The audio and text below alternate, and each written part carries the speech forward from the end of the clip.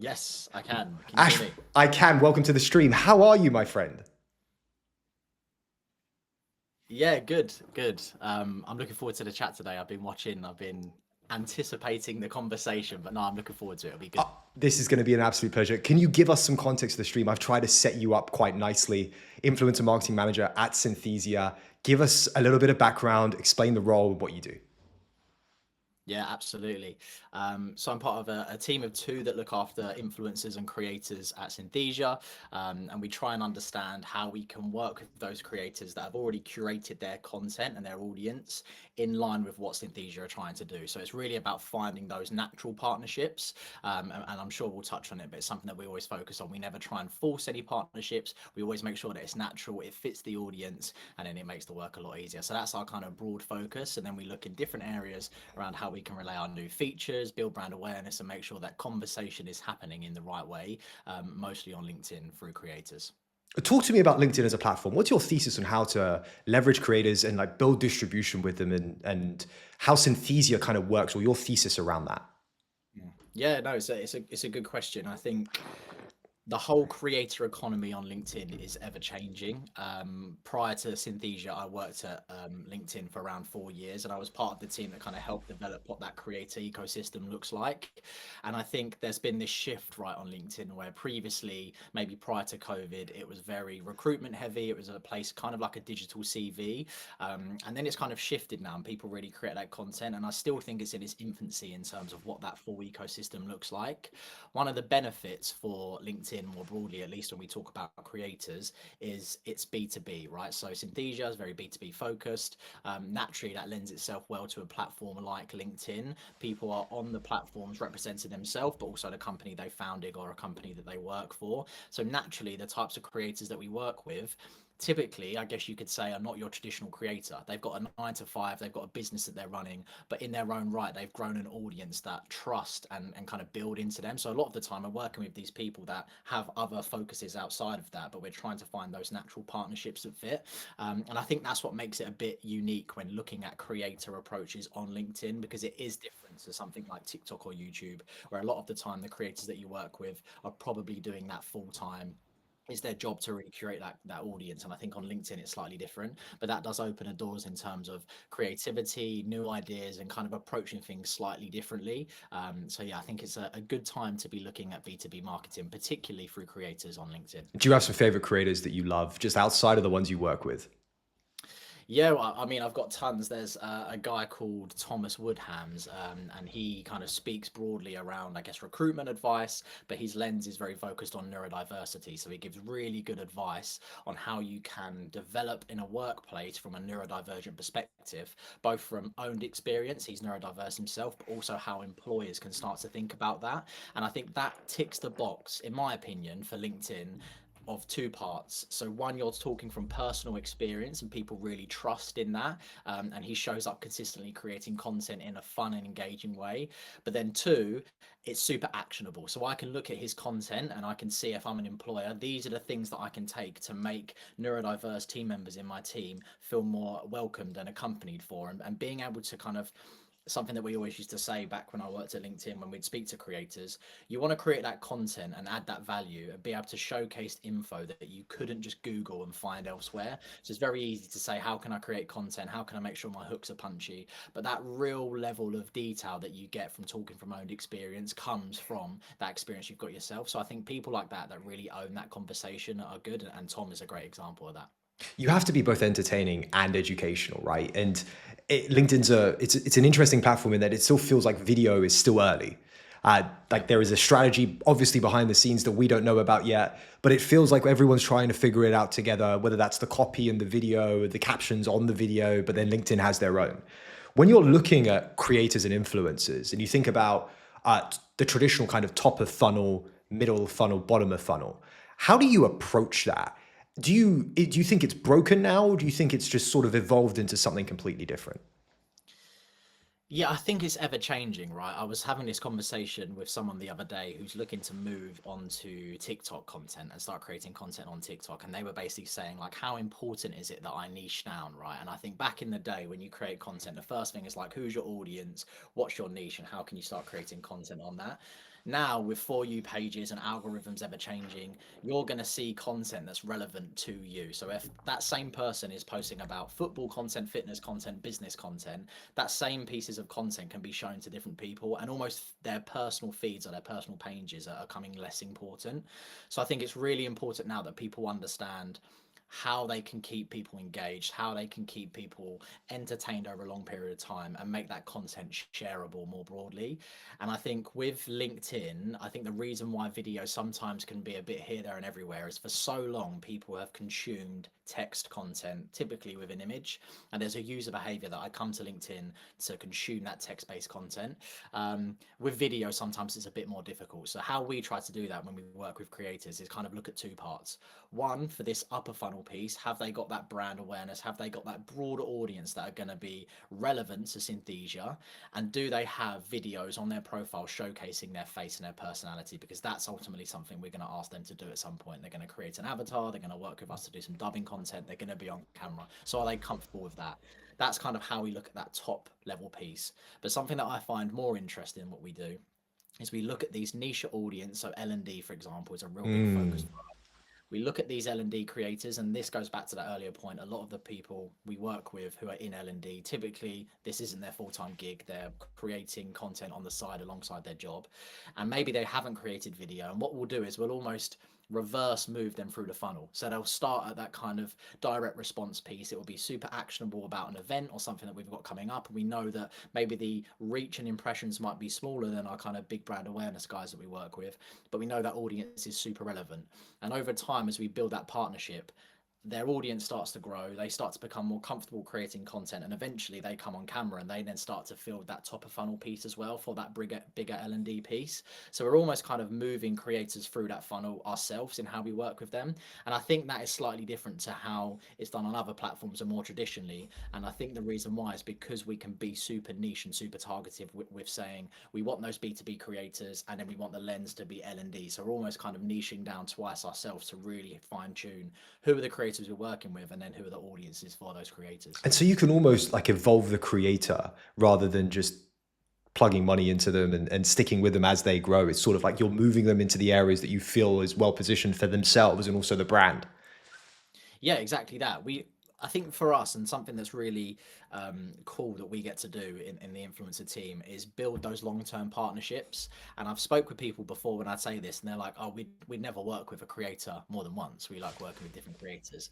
And I think for me, I don't quite get that because I think the biggest and the best partnerships come from those. And it hasn't got to always be this long term, here's a monthly retainer, you post for us X amount of times, but being able to build up that consistent approach with a creator over a longer period of time gets them to understand what we do, who we are as a brand, what we ask for. But then also we start to understand how they create content. And I think with that, naturally, as they grow, it's almost mutually beneficial because we can get to a point where we can say, right, we've been working with you for 6 months now, your content does really well, your audience is super receptive to it. Now let's start to introduce you to our paid teams and we can start working on boosted content, and let's introduce you to other teams where we can do more interview content, or we can fly you over to London and kind of create some big pieces, which we've done with some other creators as well. So it starts to open up that conversation to taking influencer marketing outside of just let's use your audience and get people to see Synthesia and really becoming a partnership piece. I think that's something we really pride ourselves on at Synthesia. I almost feel like it's friends of the family, right? You know, when you get those discounts and it's like, oh, you're a family friend. Let me give you the 5, 10. Well, it's more than the 5, 10%. It's like the 50%. But in this case, it's not so much a discount. It's this curated relationship that you're building so that long term you have these avenues of distribution. Yeah, absolutely. And I think it goes back to that point, right, as well. If you are working with creators once, and for us, as I mentioned, our core focus is enterprise. We have self-serve models, but really with creators, we're looking at that enterprise piece. I think you're asking a lot of an audience member to see one promoted post and make a decision to sign up with a big enterprise account on Synthesia. I think you have to think about that journey and almost showing up multiple times, increasing that frequency that you appear on people's feed naturally, that they start to almost subliminally think about you. And if that conversation, I have it all the time, people in my inbox like, oh, I've been speaking to my team and they're interested in AI avatars and you guys have come into my head. And it's because we're showing up in the right places consistently, and it's almost like it isn't a one done approach. We're not going to appear and you're going to sign up, but we know we're doing the almost the groundwork and the foundations so that when people say, "Oh, can we think about taking text and turning it into a video, or this old PowerPoint and moving it here, or dubbing our content and keeping the lip sync and all stuff like that?" Synthesia is the one that people think of, and I think creators working with them consistently do a really good job of building that foundation. How do you think about community on a B2B platform like LinkedIn? It's slightly different to an Instagram or a TikTok because people are ready to buy. What are your thoughts? I think it's a really interesting question, and it's one that we have a lot of discussions on internally. We're thinking more broadly about how we can almost develop a Synthesia creator community within itself and have people kind of help and level up each other. At And I different think stages of that funnel, you have these great, like huge creators, like take for instance Alex Banks as an example, right? That comes in, does these big brand building type video thesis. We had Carl on the show last week, and so you have those, but you're thinking like slightly smaller as well, and you can sort of move up that funnel. yeah, exactly that, and kind of Wow. make them feel part of the journey. Um, and I think just making sure that they really understand the vision of Synthesia. I think it allows people to see the journey, what we're looking to do, and we mentioned it briefly when we spoke previously. Working in a startup, working in AI, working in tech, it's such a fast moving environment, right? And sometimes it's difficult to relay that information consistently to different people all at once. And I think being able to have a community aspect where people understand what does that roadmap look like and how can they almost be more selective themselves. It's like, okay, I can see that roadmap. AI dubbing is perfect for me and my audience. Can I feature on that? And then someone says, actually, I think my audience is going to be more receptive to interactivity. Can I feature on that? And allowing the creators to almost understand, right, this is what you want from your creator community. How can I, as a creator, say where I think I can add the most value? And I think that comes from that community approach. And I think LinkedIn as a whole just lends itself really well for that because people are primed to work in those groups and help build their career and also understand how they can network. And I think it's kind of embedded in the ethos of LinkedIn. So it's like, how can we just kind of add on to that and continue that conversation with a lens of creators and the focus for Synthesia? How do you think about community outside of just the LinkedIn platform? When you have these, when you have this audience that wants to engage, obviously you have a self-serve model and the enterprise, but they may not feel that they are part of this quote unquote community. Do you feel like you have to have like a Discord or a Substack as well? Or do you feel like the creators help bridge that gap between everything? I think it would help. Having a channel that you can communicate through, I think, is really key because then it becomes very difficult if you don't have those pieces to really get people to buy in and kind of think of it as like ambassadors, right? How can they become an ambassador of the brand? It's really buying into the business long term and understanding what the goals are on a broader scale. So I think having something like an external Slack channel or a Discord or whatever it might be is a really good way to do that.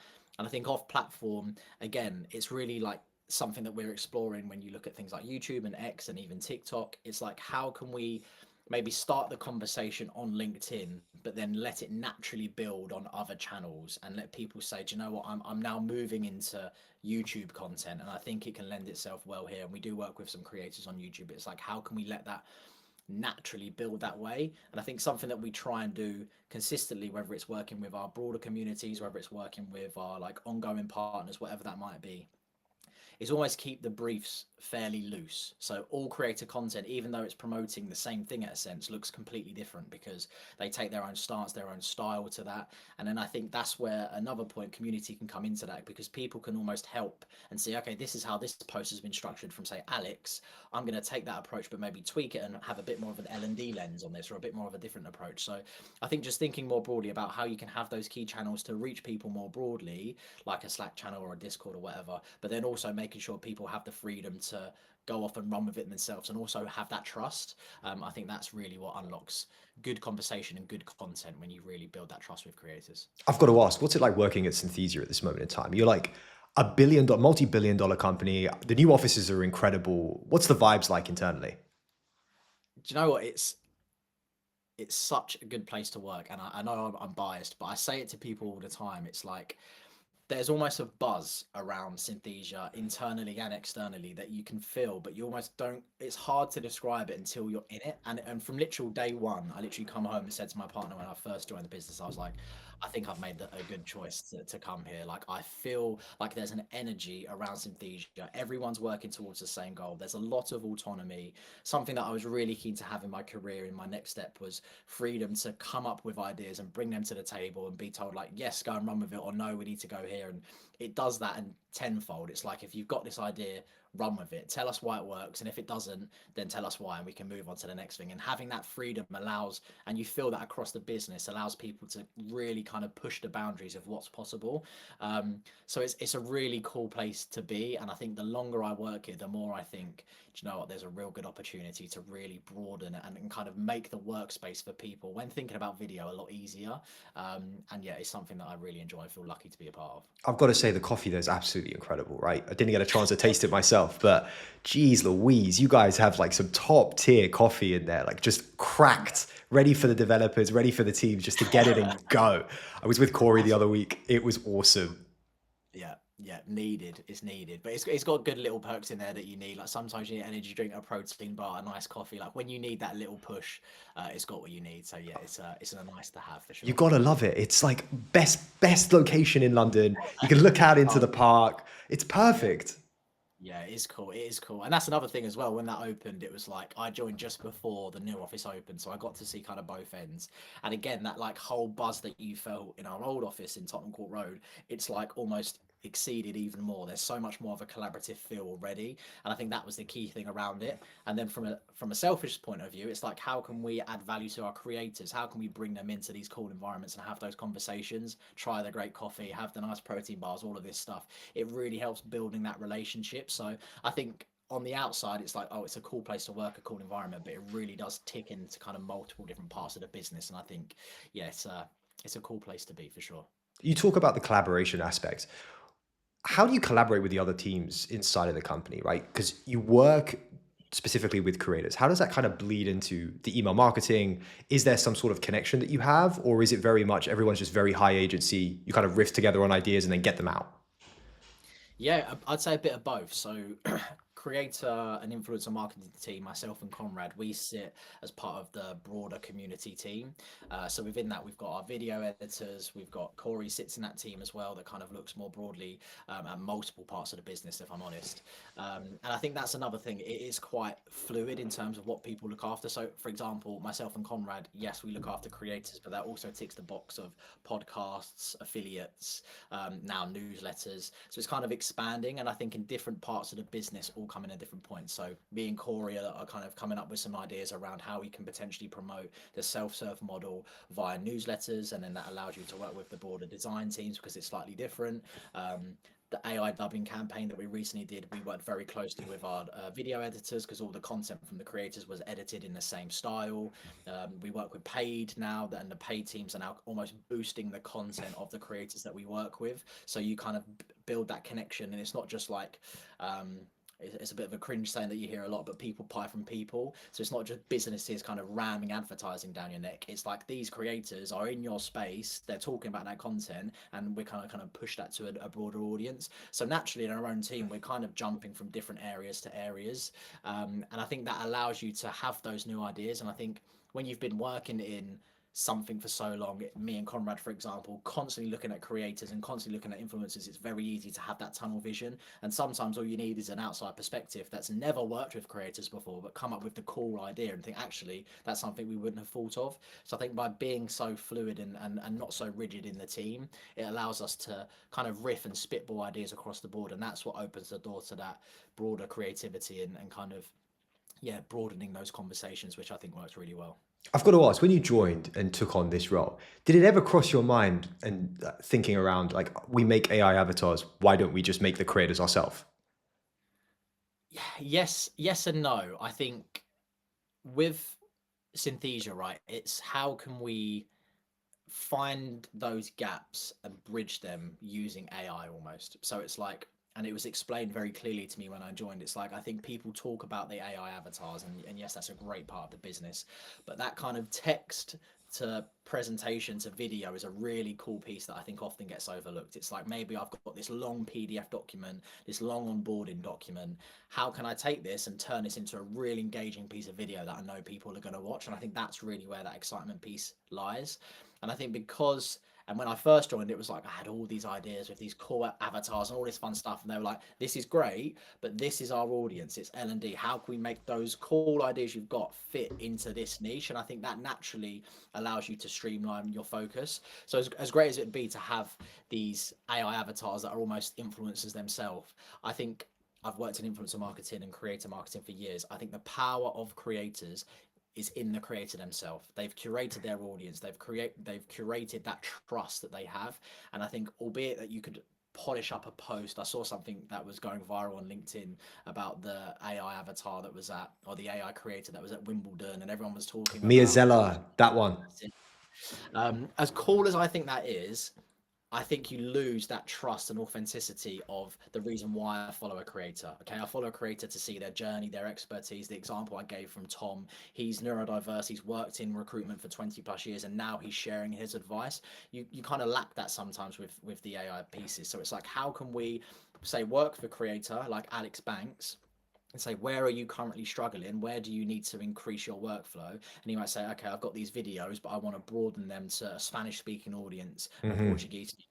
Perfect, let's create you an avatar and dub that so you can speak that language now. Or if you've got a bunch of intros and outros that you need to record, why don't we get your AI avatar to do that so you can focus on the meaty part and your avatar does those intros and outros for you? So it's like, how can we make them work together rather than separately, if that makes sense? It completely does. You mentioned the dubbing features, right? And I've got to ask, you guys have this really interesting way of like flattening your global marketing approach. You don't have different regions you were mentioning to me. Talk me through this. Yeah, so I think it was like, for so long, and I guess it's the bread and butter, right? You work in marketing. It's like, what are my core audiences? Yeah, who's my demographic? Who's my age range? What markets can I look at? And that was a question I asked in the first week, thinking, okay, where do I need to focus? And it was kind of like, where's there a use case? So obviously, I think the US and the UK are our kind of core areas of focus, and I'm definitely not saying we just jump here, there, and everywhere, but it's really a case of like, okay, we've got some good cut through in the UK, we've got some good cut through in the US. Now let's think about Germany more broadly. How can we start to work with creators there?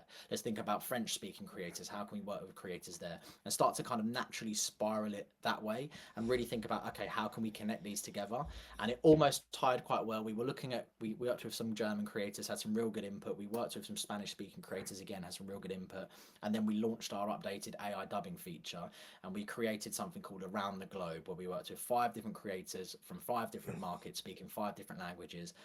They all created their content in their own language. It was Italian, Indian, Portuguese, Spanish, and German. Um, and then we dubbed all of that content into English to showcase the power of the tool, and each creator connected to each other. And it just worked so well. There was so much great feedback. My inbox was flooded from people from Brazil to Italy saying, this is so cool, this is amazing. The creators we were already working with were saying, how can I get involved in this? What can I do to be involved?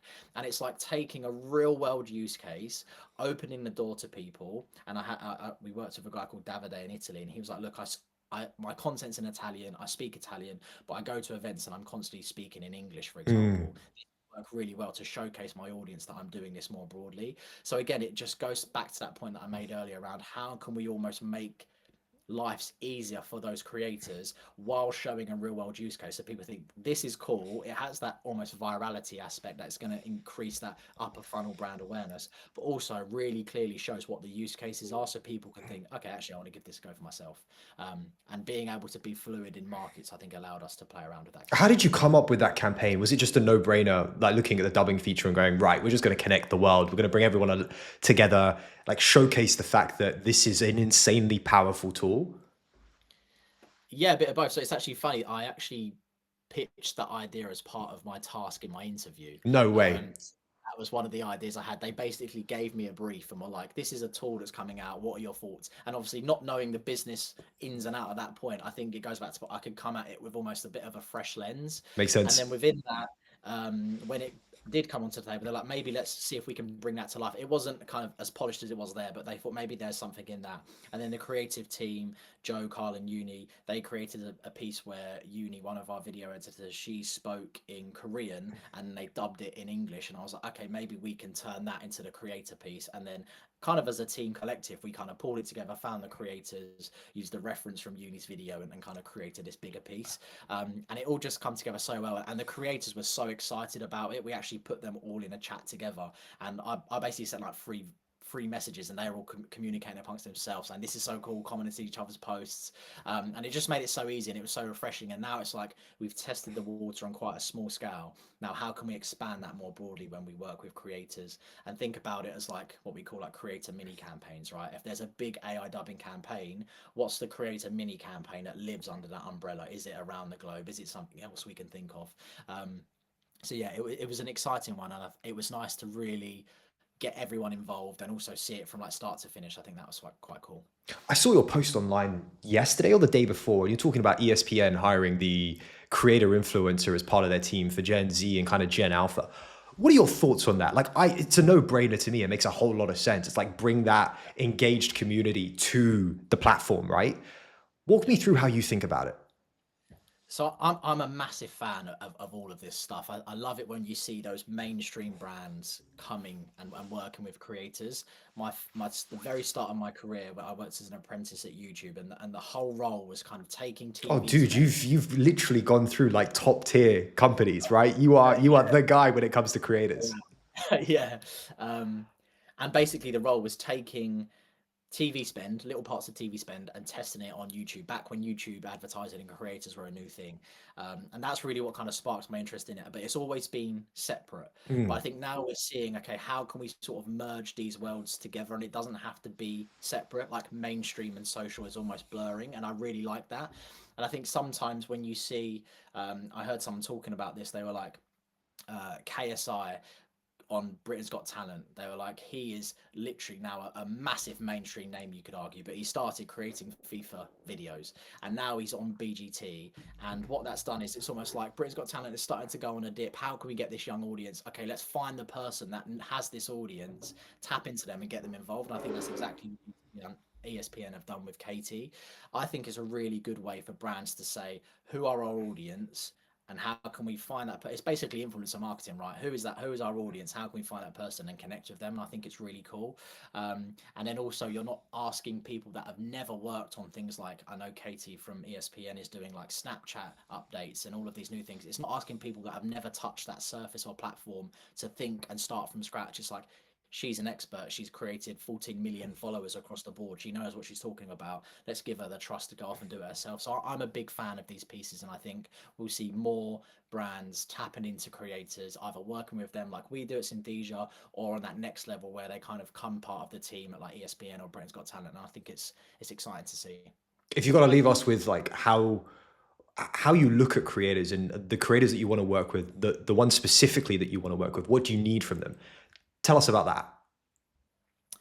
So I think it's we firstly look at that point around like what is their content currently saying? Okay, how are they positioning themselves online? How do they come across themselves? Does that align with what we're asking them to do? I think the key thing you should always look at when looking into influencer marketing and creator marketing is like, if I'm asking them to promote my product, is this a complete diversion to what they've done? um, and I remember at my previous role prior to LinkedIn as a talent management agency, we worked with a guy called Matt HD Gamer, who's like a big FIFA pack opening content creator, and a brand offered him a massive amount of money to sponsor a post. And as an agency manager, I thought, this is great, it's going to be a big payday for him, we're going to get a big pay cut, this is great. And basically he was like, look, I'm turning it down. And it was quadruple what he would get typically. And in my head I was thinking, why are you doing this? And we had a really candid conversation, and he was like, look, I've spent the last 15 years building this audience and building this trust, and I can lose it all in 1 second by doing the wrong brand partnership. So I have to be super, super dialed in what's relevant for me. So when I'm working with creators, and I say this to anyone coming into this industry, almost put the lens of a creator on before you reach out to them and think, okay, if I'm working with Alex Banks, for example, if I'm Alex, does Synthesia align with what I'm talking about? Are they going to ask me things that are relevant to my audience and are going to continue to add value, and almost kind of put yourself in their shoes before you reach out to them? Because then I think when you ask those questions and you come to it and you show you've done that research, and you're not just looking for audience size, you're looking for conversation, tone, what they do consistently. I think by doing that, you'll set yourself up for some good creative partnerships. Ash, this has been an absolute pleasure. I'm looking forward to having you on again. We got to talk creators. We got to talk influencers. You seem like you're running a masterclass at Synthesia, and I can't wait to talk to you again and the rest of the team. This has been a blast. Absolutely. No, I've really enjoyed it. Thanks for having me on. Pleasure's all mine. See you soon. Cheers. Bye.